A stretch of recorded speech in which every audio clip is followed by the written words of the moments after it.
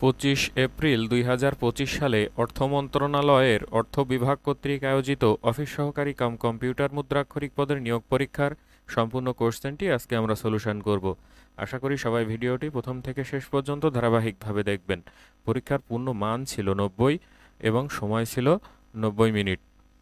1 নম্বর কোশ্চেনটি হচ্ছে ব্যাসবাক্য সহ সমাস নির্ণয় করুন। উপকূল এর ব্যাসবাক্য হচ্ছে কূলের সমীপে। যেহেতু ব্যাসবাক্যে সমীপে কথাটি আছে তাহলে এটা হচ্ছে অব্যয়ীভাব সমাস। ক্রোধানল এর ব্যাসবাক্য হচ্ছে ক্রোধ রূপ অনল। এখানে ব্যাসবাক্যে রূপ কথাটি আছে তাহলে এটা হচ্ছে রূপক কর্মধারয় সমাস। অন্তরীপ এর ব্যাসবাক্য হচ্ছে অন্তর্গত অপ যার। এখানে ব্যাসবাক্যের শেষে যার কথাটি আছে এটা হচ্ছে বহুব্রীহি সমাস। যেমন অন্তরীপ, দ্বীপ, পণ্ডিত মূর্খ, নরপশু, জীবনমৃত এগুলো সব হচ্ছে বহুব্রীহি সমাসের উদাহরণ। চৌরাস্তা এর ব্যাসবাক্য হচ্ছে চার রাস্তার সমাহার। যেহেতু ব্যাসবাক্যে সমাহার কথাটি আছে তাহলে এটা হচ্ছে দ্বিগু সমাস। কদাচার এর ব্যাসবাক্য হচ্ছে কুজে আচার। ব্যাসবাক্যের মাঝে যে কথাটি থাকলে সাধারণত কর্মধারয় সমাস হয়। এটা কোনো নিয়ম না, এটা হচ্ছে মনে রাখার একটা কৌশল। 2 নম্বর কোশ্চেনটি হচ্ছে সন্ধি বিচ্ছেদ করুন। বৃহস্পতি এর সন্ধি বিচ্ছেদ হচ্ছে বৃহৎ যুক্ত পতি। কুজ্ঝটিকা এর সন্ধি বিচ্ছেদ হচ্ছে কুথ যুক্ত ঝটিকা। উপর্যুপুরি এর সন্ধি বিচ্ছেদ হচ্ছে উপরি যুক্ত উপরি। পবিত্র এর সন্ধি বিচ্ছেদ হচ্ছে প যুক্ত ইত্র। জ্যোতির্ময় এর সন্ধি বিচ্ছেদ হচ্ছে জ্যোতি যুক্ত ময়। এখানে জ্যোতি এর পরে একটা বিসর্গ চিহ্ন বসবে। এখানে বানানগুলো অবশ্যই আপনারা একটু বুঝে দেখে পড়বেন। 3 নম্বর কোশ্চেনটি হচ্ছে শুদ্ধ করে লিখুন। মরুদ্যান এর শুদ্ধ বানান হচ্ছে ম রয় দীর্ঘ দয় জ ফলাকার দন্ত না মরুদ্যান। ইতোমধ্যে এর শুদ্ধ বানান হচ্ছে রস্বই তয়কার মো ধৈজ ফলা একার ইতোমধ্যে। সাপদ সংকুল এর শুদ্ধ বানান হচ্ছে তালবস্বয় বয়াকার পদ দন্তস্ব অনুস্বর করশুল সাপদ সংকুল। আদ্যক্ষর এর শুদ্ধ বানান হচ্ছে আ দয়জ ফলা ক্ষিয়রা আদ্যক্ষর। ব্যুৎপত্তি এর শুদ্ধ বানান হচ্ছে বয় জফলা রস্যু খণ্ডত্ব প তয়তয় রস্যি ব্যুৎপত্তি। 4 নম্বর কোশ্চেনটি হচ্ছে অর্থসহ বাক্য রচনা করুন। গড্ডালিকা প্রবাহ মানে হচ্ছে অন্ধ অনুকরণ। গড্ডালিকা প্রবাহে গা ভাসিয়ে দেওয়া উচিত নয়। বিড়ালের আড়াই পা মানে হচ্ছে ক্ষণস্থায়ী রাগ। এভাবেও বলা যায় যে বিড়ালের আড়াই পা এর অর্থ হচ্ছে বেহায়াপনা। অর্থাৎ বিড়াল যে দোষের জন্য মার খেয়ে আড়াই পা যেতে না যেতে আবার সেটা ভুলে গিয়ে সেই একই কাজ করে, এই জন্য এটাকে বলা হচ্ছে ক্ষণস্থায়ী রাগ বা বেহায়াপনা। চর্বিত চর্বণ মানে হচ্ছে পুনরাবৃত্তি। মিশরির ছুরি মানে হচ্ছে মুখে মধু অন্তরে বিষ। গৌরচন্দ্রিকা মানে হচ্ছে ভূমিকা করা। 5 নম্বর কোশ্চেনটি হচ্ছে অনুচ্ছেদ লিখুন বাংলাদেশের অর্থনীতিতে প্রবাসী আয়ের ভূমিকা। অর্থাৎ বাংলাদেশের অর্থনীতিতে যে রেমিটেন্সের প্রভাব সেটা নিয়ে একটা অনুচ্ছেদ লিখতে হবে। 6 নম্বর কোশ্চেনটি হচ্ছে write down the right form of verb. A fire break out the slum last night. যেহেতু এখানে লাস্ট নাইট কথাটি আছে তাহলে অবশ্যই এটা পাস্ট ইনডেফিনাইট টেন্স হবে। তাহলে এখানে হবে a fire broke out in the slum last night, অর্থাৎ গত রাতে বস্তিতে আগুন লেগেছিল। The room use for a meeting today. এখানে টুডে কথাটি আছে তাহলে অবশ্যই আজকের কথা অর্থাৎ বর্তমানের কথা বলা হচ্ছে। তাহলে এখানে হবে the room is used for a meeting today, অর্থাৎ আজকে একটা মিটিংয়ের জন্য ঘরটি ব্যবহার করা হচ্ছে। Internet connectivity B addressed in a half A doesn't in different ways.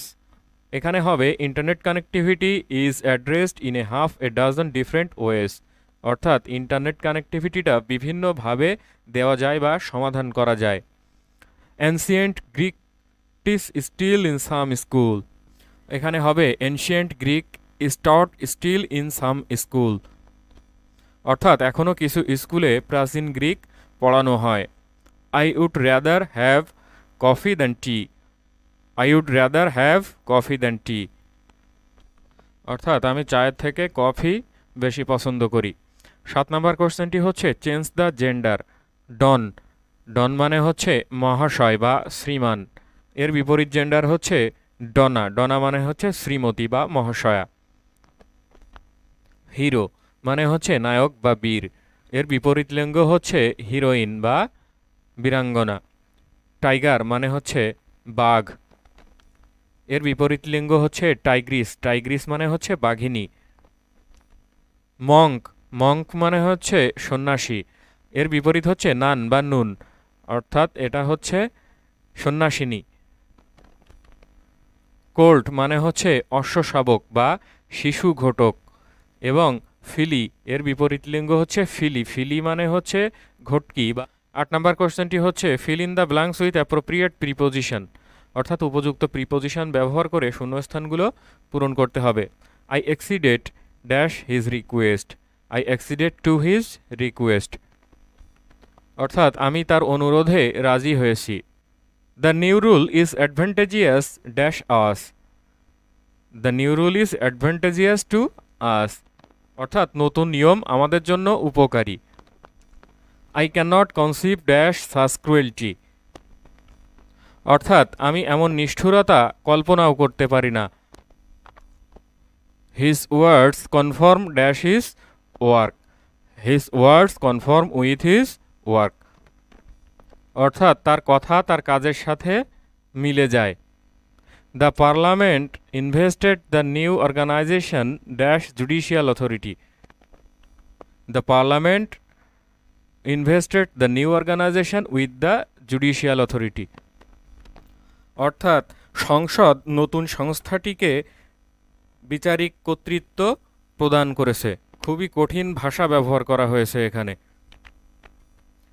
9 নম্বর কোশ্চেনটি হচ্ছে ট্রান্সলেট ইনটু ইংলিশ, অর্থাৎ ইংরেজিতে অনুবাদ করতে হবে। সে গতকাল বাজারে গিয়েছিল।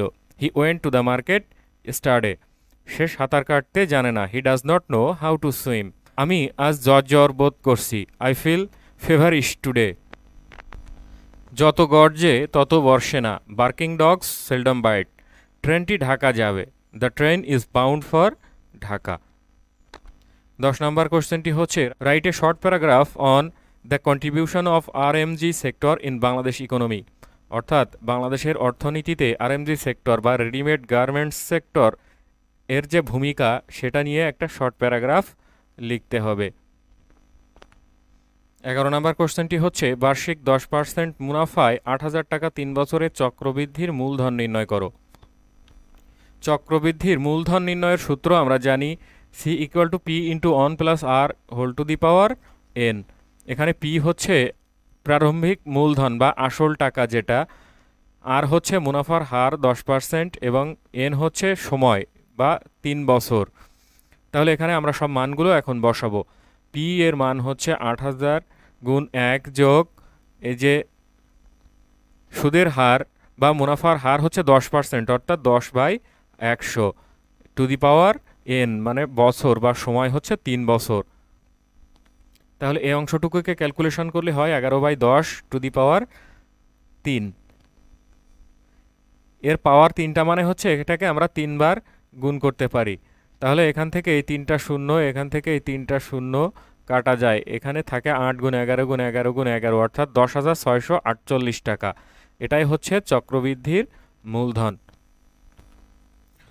একটি বইয়ের দাম 240 টাকা এবং এই দাম প্রকৃত দামের 80%। বাকি দাম সরকার ভর্তুকি দিলে বই প্রতি কত টাকা ভর্তুকি দেওয়া হয়? তাহলে এই বইটির প্রকৃত দাম বা প্রকৃত মূল্য আমাদের জানা নেই। ধরে নিলাম যে এই প্রকৃত মূল্য হচ্ছে এক্স টাকা। তাহলে এই এক্স টাকার 80% হচ্ছে এই 240 টাকা।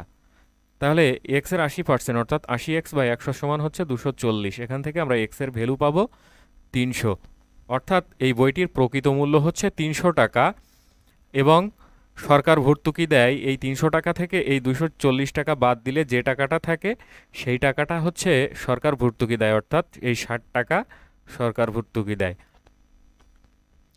রহিম ও করিমের আয়ের অনুপাত 7:9, করিম ও পনিরের আয়ের অনুপাত 6:7। রহিমের আয় 252 টাকা হলে পনিরের আয় কত? রহিম ও করিমের আয়ের অনুপাত হচ্ছে 7:9, অর্থাৎ 7/9। তাহলে উভয় পক্ষকে অর্থাৎ উপরে এবং নিচে যদি আমরা 6 দ্বারা গুণ করি তাহলে হয় 42/54, অর্থাৎ এদের অনুপাত হলো 42:54। আবার করিম ও পনিরের আয়ের অনুপাত হচ্ছে 6:7, অর্থাৎ 6/7। এখানে এই উপরে এবং নিচে দুই পাশে যদি আমরা 9 দ্বারা গুণ করি তাহলে হয় 54/63, অর্থাৎ 54:63। তাহলে একজনের অনুপাতকে আমরা দুই ক্ষেত্রে সমান করে নিলাম, অর্থাৎ এখানে যে করিমের আয়, এই করিমের আয়ের অনুপাতটা 54। তাহলে এখান থেকে আমরা লিখতে পারবো যে রহিমের আয় ইস্টু করিমের আয় ইস্টু পনিরের আয় সমান হচ্ছে 42:54:63। তাহলে এখান থেকে আমরা সহজেই লিখতে পারবো যে রহিমের আয় ইস্টু পনিরের আয় সমান হচ্ছে 42:63। তাহলে এখানে আমাদের বলে দেওয়া আছে যে রহিমের আয় 252 টাকা। তাহলে এখানে যদি আমরা 252 বসাই তাহলে এখান থেকে আমাদের একটা রাশি বের করার দরকার, পনিরের আয়। তাহলে সবগুলোই এখানে সংখ্যা, এখান থেকে আমরা বের করে নিতে পারবো। পনিরের আয় সমান হচ্ছে রহিমের আয় গুণ 63/42, অর্থাৎ 252 গুণ 63/42, অর্থাৎ 378 টাকা হচ্ছে পনিরের আয়। x² + 5x + 6 কে উৎপাদকে বিশ্লেষণ করো। এই রাশিটা হচ্ছে x² + 5x + 6, এটাকে আমরা মিডল টার্ম করব। তাহলে এখানে হবে x² + 3x + 2x + 6, অর্থাৎ এই দুইটাকে গুণ করলে হয় 6 এবং এই 3x + 2x কে গুণ করলে হয় 5x। তাহলে এখান থেকে আমরা x কমন নিলে থাকে x + 3 প্লাস এখান থেকে x কমন নিলে থাকে x + 3। তাহলে দুইটা উৎপাদক হচ্ছে x + 3 এবং x + 2।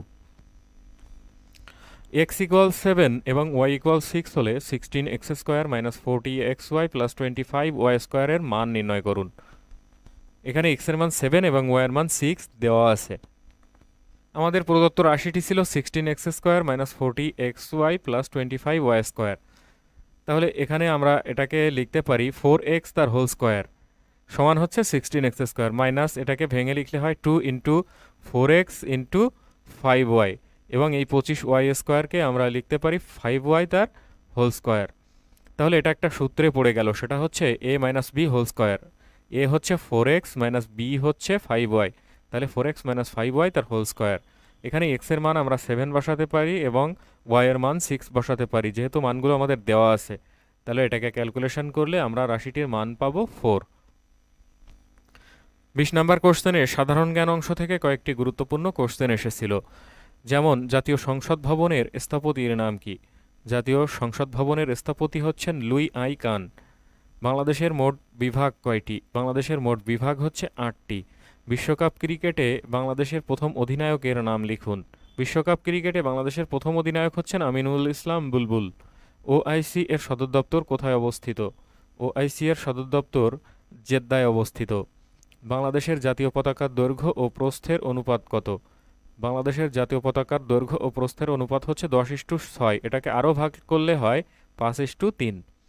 আয়তনে বাংলাদেশের সবচেয়ে ছোট জেলার নাম লিখুন। আয়তনে বাংলাদেশের সবচেয়ে ছোট জেলা হচ্ছে নারায়ণগঞ্জ। স্বাধীন বাংলাদেশকে স্বীকৃতিদানকারী দেশের নাম লিখুন। স্বাধীন বাংলাদেশকে প্রথম স্বীকৃতিদানকারী দেশ হচ্ছে ভুটান। বাংলাদেশের জাতীয় পতাকা প্রথম উত্তোলনকারীর নাম লিখুন। বাংলাদেশের জাতীয় পতাকা প্রথম উত্তোলন করেন আসম আব্দুর রব। বাংলাদেশের বর্তমান অর্থ উপদেষ্টার নাম লিখুন। বাংলাদেশের বর্তমান অর্থ উপদেষ্টা হচ্ছেন ডক্টর সালেউদ্দিন আহমেদ। তিনি সাবেক একজন গভর্নর ছিলেন। জাতিসংঘের স্থায়ী সদস্য সংখ্যা কত? জাতিসংঘের স্থায়ী সদস্য হচ্ছে 5টি রাষ্ট্র। বাংলাদেশের দক্ষিণের সীমানা কি? বাংলাদেশের দক্ষিণে হচ্ছে বঙ্গোপসাগর। দক্ষিণ এশিয়ায় আয়তনে বাংলাদেশের অবস্থান কততম? আয়তনের দিক দিয়ে দক্ষিণ এশিয়ায় বাংলাদেশের অবস্থান সম্ভবত চতুর্থ, যদি আমি ভুল না করে থাকি। যদি আমার ভুল হয়ে থাকে আপনারা অবশ্যই সঠিকটা কমেন্টস বক্সে জানিয়ে দিবেন। কুহেলিকা উপন্যাসের রচয়িতা কে? কুহেলিকা উপন্যাসের রচয়িতা হচ্ছেন কাজী নজরুল ইসলাম। বাংলাদেশের জাতীয় পতাকার ডিজাইনার কে? বাংলাদেশের জাতীয় পতাকার ডিজাইনার হচ্ছেন কামরুল হাসান। জিডিপি এর পূর্ণরূপ কি? জিডিপি এর পূর্ণরূপ হচ্ছে গ্রস ডোমেস্টিক প্রোডাক্ট। তুরস্কের রাজধানীর নাম কি?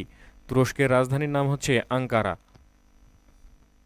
উত্তরের ভেনিস কি? উত্তরের ভেনিস বলা হয় স্টকহোম শহরকে, সুইডেনের স্টকহোম শহরকে। নিউ ইয়র্ক কোন নদীর তীরে অবস্থিত? নিউ ইয়র্ক হাডসন নদীর তীরে অবস্থিত। 2 ও 5 টাকার নোটে কার স্বাক্ষর থাকে? 2 এবং 5 টাকার নোটে অর্থ সচিবের স্বাক্ষর থাকে। বাংলাদেশের প্রধান সংবাদ সংস্থার নাম লিখুন। বাংলাদেশের প্রধান সংবাদ সংস্থা হচ্ছে বাসস, অর্থাৎ বাংলাদেশ সংবাদ সংস্থা। এই ছিল অর্থ মন্ত্রণালয়ের অর্থ বিভাগ কর্তৃক আয়োজিত অফিস সহকারী কাম কম্পিউটার মুদ্রাক্ষরিক পদের নিয়োগ পরীক্ষার সম্পূর্ণ প্রশ্ন সমাধান। আশা করি সবাই বুঝতে পারলেন। এরপরেও যদি কেউ না বুঝে থাকেন অবশ্যই কমেন্টস বক্সে কমেন্টস করে জানাতে ভুলবেন না। ভালো লাগলে চ্যানেলটিকে অবশ্যই সাবস্ক্রাইব করবেন, লাইক কমেন্ট শেয়ার করবেন। ধন্যবাদ সবাইকে।